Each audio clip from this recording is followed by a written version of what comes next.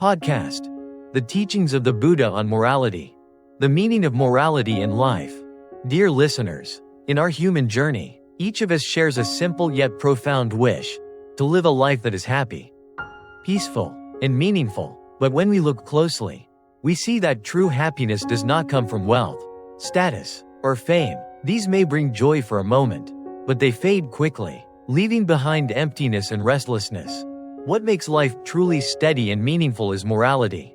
Morality is not merely a set of social rules, it is the foundation that helps us build good relationships with ourselves, with others, and with the world around us. After his enlightenment, the Buddha did not begin with lofty theories. Instead, he started with what is most practical and close to daily life, keeping morality. For he saw clearly that when a person lives morally, their heart becomes peaceful, and only from that peace can concentration and wisdom grow. Imagine living in a society where everyone lies, cheats, and harms one another. Could such a place bring us peace? Certainly not. That society would be full of fear, distrust, and suffering. But if people live truthfully, respect life, and practice honesty and kindness, then that society would shine with trust and compassion.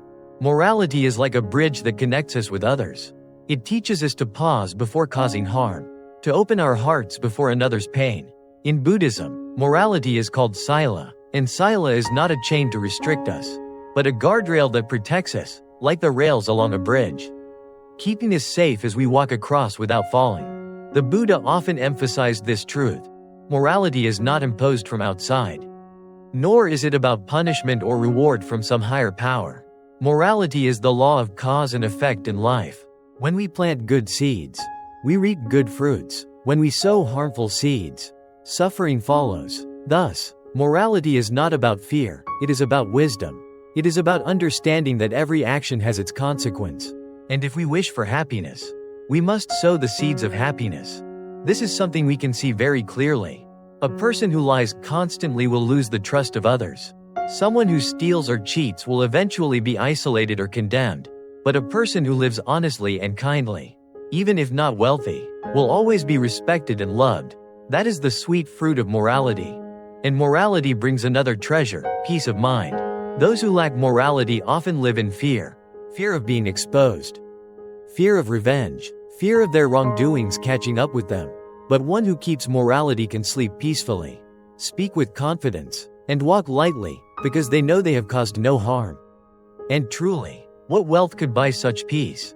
When the Buddha spoke of morality, he did not only point to personal benefit, but also to harmony in the community.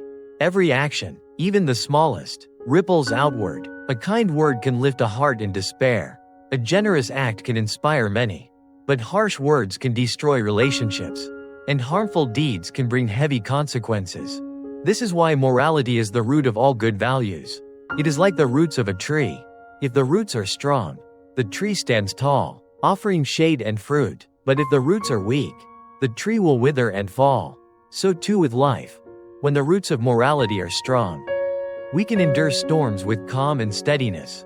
In the scriptures, the Buddha once said, "The virtuous person is like the earth, like water, like wind, like fire, not stained by defilements, not shaken by adversity." How beautiful this image is. A moral person is like the earth, broad and patient, receiving all yet not polluted, like water, cool and clear, washing away dirt, like wind, free, refreshing, and ungraspable, like fire, burning away the darkness. To practice morality is not to lose freedom, it is to discover true freedom. Freedom does not mean doing whatever we want, but being free from the chains of greed, hatred, and delusion. Those who indulge blindly in impulses are often prisoners of their own desires. But those who keep morality master themselves, living in true ease and freedom. So, dear listeners, morality is the foundation, the starting point, the firm root for building a life of happiness and peace. On the Buddha's path, morality comes first, then concentration, and then wisdom. The journey begins with simple practices in daily life, but leads us to the highest liberation. Morality in the Buddha's teaching, sila, samadhi, panya. In the journey of the Buddha's enlightenment, there is one central point he always emphasized. The path of liberation is not something distant or mysterious, but a process that is clear, structured, and accessible to anyone who wishes to walk it. That path is beautifully condensed into 3 words: sila, samadhi, panya. Or in English, morality, concentration, wisdom. These 3 are the backbone of the entire Dhamma, the compass for anyone seeking peace, happiness, and insight. And among them, sila, or morality, is always the foundation, the starting point from which concentration and wisdom naturally unfold. Think of a house. No matter how beautifully it is designed, no matter how tall the roof, if the foundation is weak, a small storm can bring it down. Morality is the foundation of the spiritual house. Without morality, concentration cannot be stable, and without concentration, wisdom cannot arise. 1. Sila, purity of actions, speech, and thoughts. In Buddhism, sila, or morality, is not about rigid rules meant to restrict us. It is about principles that help us live in harmony with ourselves and with others.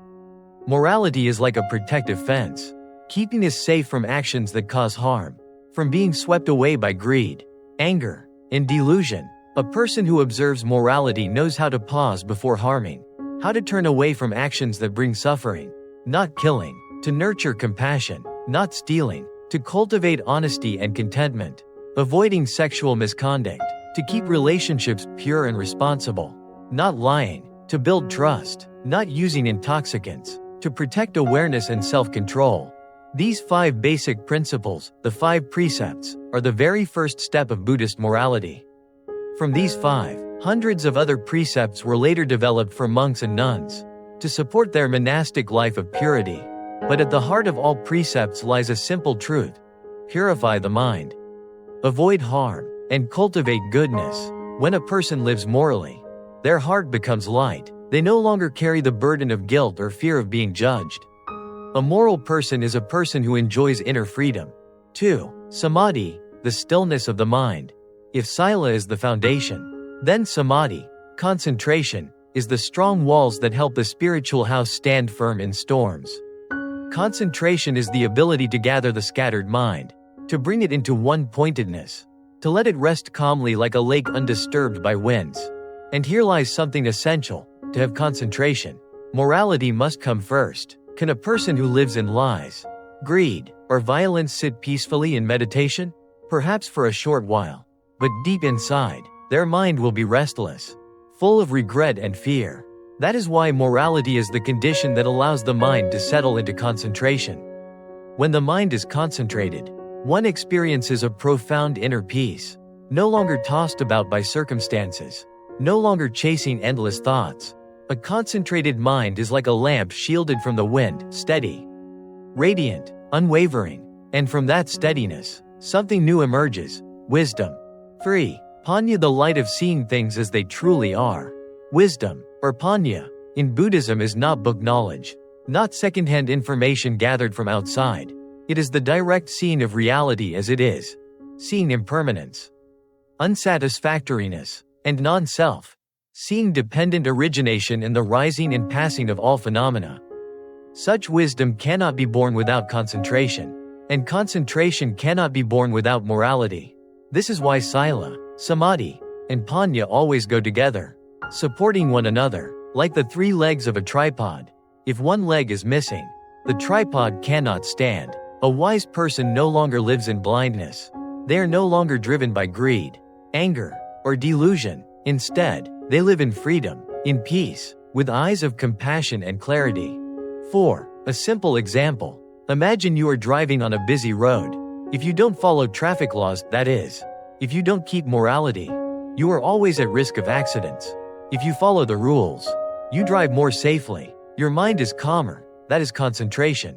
And when your mind is calm, you can see further, anticipate danger, and choose the right way, that is wisdom.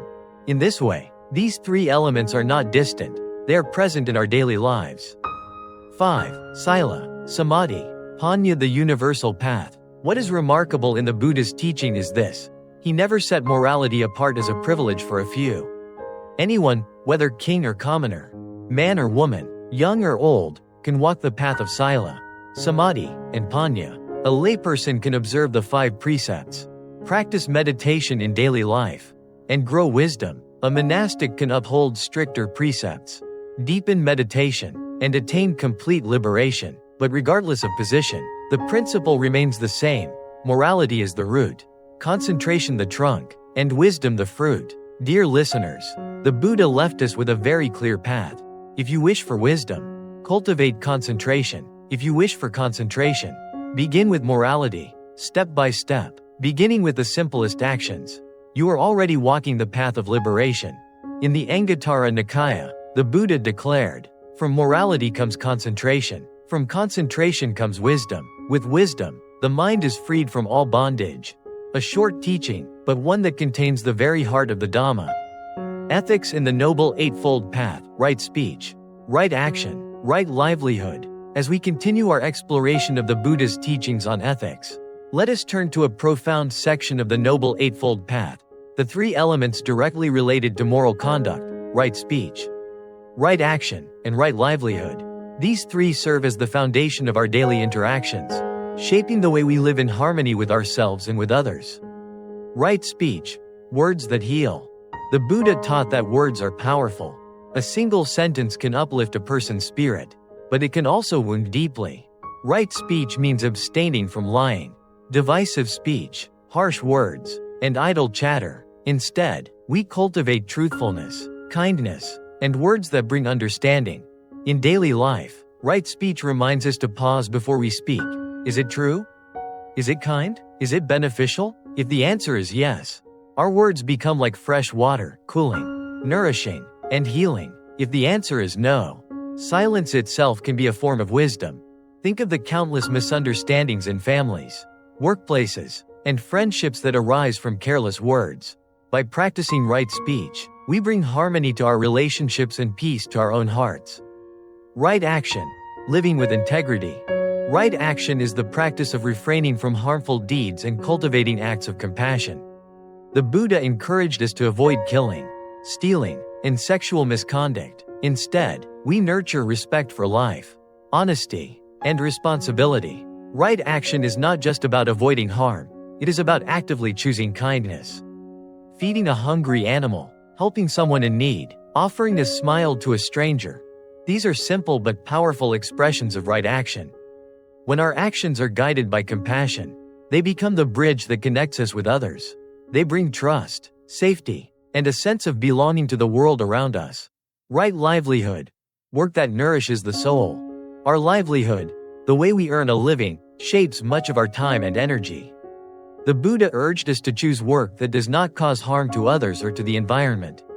Right livelihood means avoiding trades connected with weapons, human trafficking, exploitation of living beings, intoxicants, and harmful substances. More than just avoiding harm, right livelihood invites us to reflect.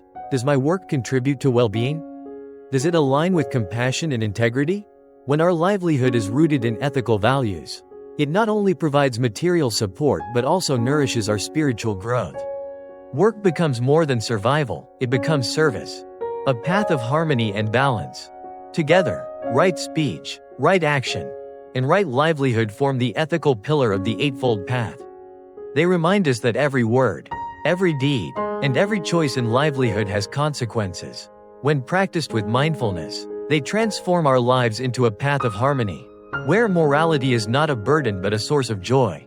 Ethics in Buddhism is not about rules imposed from outside, it is about liberation from suffering. By speaking truthfully, acting compassionately, and working with integrity, we create the conditions for peace in our own hearts and in the world. Ethics is not a distant philosophy, it is the art of living fully, wisely, and kindly, through right speech, right action, and right livelihood. The Buddha shows us a way to live where our presence becomes a blessing to all beings. The 5 precepts, meaning, practice, and benefits. When we speak of ethics in Buddhism, many people immediately think of the 5 precepts, 5 fundamental principles of moral conduct for everyone. Whether ordained or lay, the Buddha did not present the 5 precepts as harsh prohibitions, but rather as a foundation for happiness, as flowers of morality that help us live a more peaceful, harmonious, and noble life. The 5 precepts are: not killing, respecting life; not stealing, respecting property; not committing sexual misconduct, respecting fidelity and dignity; not lying, respecting truth, not using intoxicants, preserving mindfulness and wisdom. Each precept is like a bridge that carries us away from suffering and towards peace. Let us now explore each one in depth, understanding its meaning, how to practice it, and the benefits the Buddha intended for us. 1. Not killing, respecting life. The first precept teaches us to refrain from taking life and to cultivate compassion for all beings. The Buddha once said, "All beings fear violence. All treasure life." By comparing with oneself, one should neither kill nor cause others to kill. Practicing this precept means more than avoiding killing humans, it extends to animals, insects, even plants. A person who refrains from killing develops a gentle heart, and by planting seeds of compassion, will harvest the fruit of peace.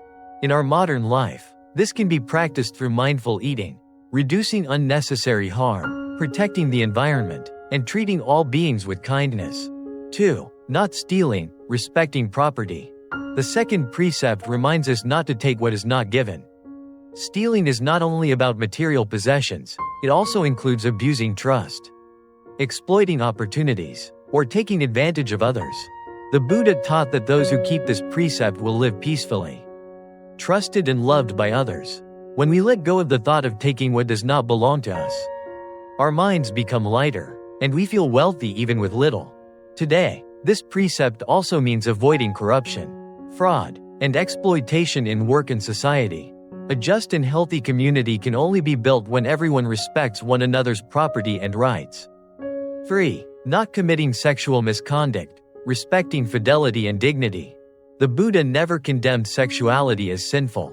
What he warned against was indulgence, betrayal, and irresponsibility, which brings suffering to oneself and others. To keep this precept is to live responsibly in relationships, honoring fidelity and respecting the dignity of both oneself and others.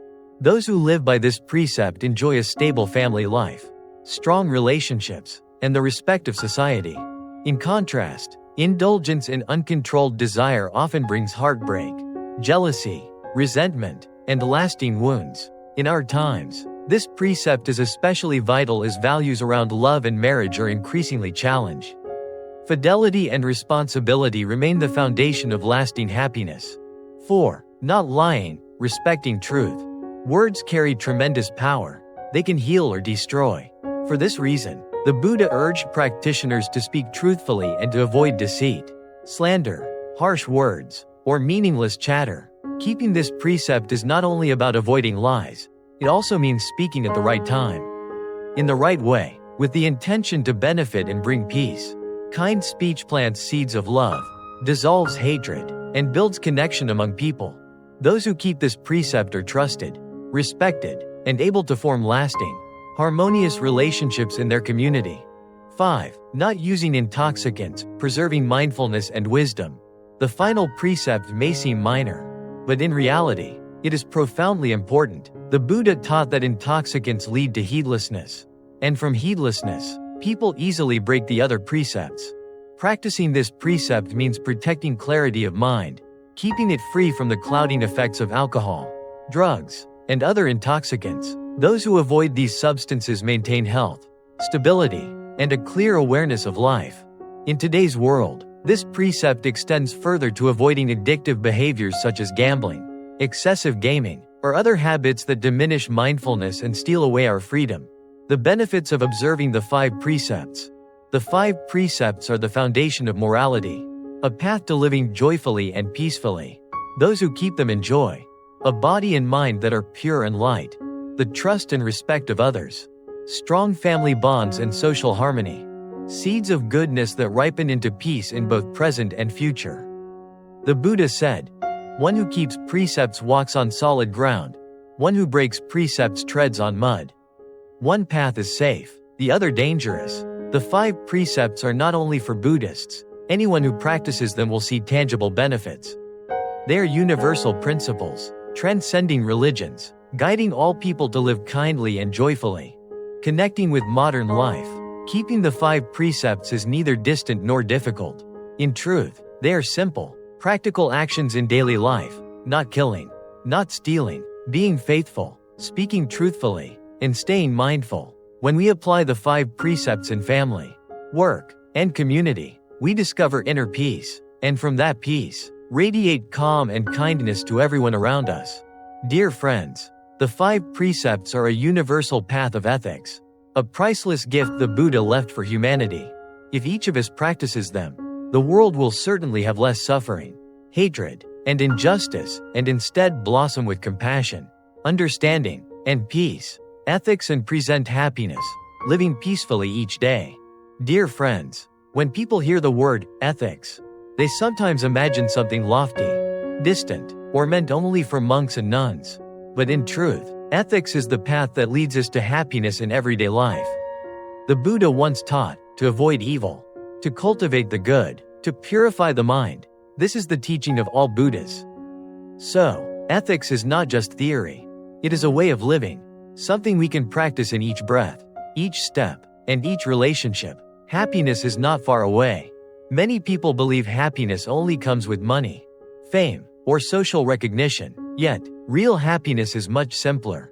It arises when we live in harmony with our conscience, when we cause no harm to ourselves or to others. Consider this. A wealthy person who lies, cheats, and exploits others may not feel at peace inside. On the other hand, an ordinary person who lives kindly, keeps the precepts, and shares with others often carries within a quiet joy. Ethics is truly the key to happiness. When we keep the 5 precepts, when we practice right speech, right action, and right livelihood, life becomes lighter. Our hearts are no longer weighed down by guilt, fear, or regret. Joy in small things. Ethics is not something grand that requires extraordinary effort. It reveals itself in the smallest of daily actions. Offering a smile to a stranger, saying thank you sincerely, choosing patience instead of answering anger with anger, sharing, even just a little, with someone in need. These simple acts nurture the heart and create lasting joy. The Buddha once said, "If one gives even a little, one receives abundant merit, for in giving, we do not lose, we gain peace." Ethics and freedom of the heart. Those who live ethically discover something precious, freedom of the heart. Freedom here does not mean doing whatever we like, but being free from regret, fear, and inner conflict. When we do no harm, we don't fear being exposed. When we speak truthfully, we don't struggle to remember our lies. When we keep our minds pure, we don't tremble at the thought of karma. This is true freedom. Ethics is therefore the foundation of inner liberation. It gives us a life of serenity, where we don't need to run from ourselves, where the past loses its grip, and the future no longer weighs heavily. Ethics is a guiding light.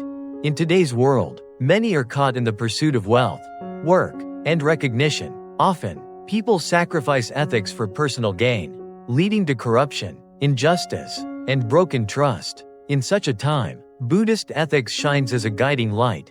It calls us to pause, to look deeply within, and to choose a different path, the path of compassion, wisdom, and mindfulness. Each person who keeps the precepts becomes like a candle in the dark. One candle may be small, but when many are lit, the darkness recedes, and the whole space is filled with light. Happiness in the present moment. Ethics does not promise happiness in some distant place. It offers us happiness here and now. The moment we live in line with the precepts, our hearts are at peace. The one who refrains from killing feels joy in seeing life around them flourish. The one who does not steal rests in the trust of others. The one who avoids sexual misconduct finds peace in family life. The one who speaks truthfully feels freedom in every word. And the one who avoids intoxicants lives with clarity and mindfulness. This is true happiness, a happiness that does not depend on external conditions, but blossoms from the purity of the heart. Happiness is not a faraway dream. It is present in every moment when we live ethically, when we refrain from harmful desires, and when we nurture compassion, honesty, and mindfulness. Ethics not only helps us live more beautifully, but also brings peace and joy right here, right now. In the present moment, we taste liberation, lightness, and the genuine happiness the Buddha so lovingly pointed out.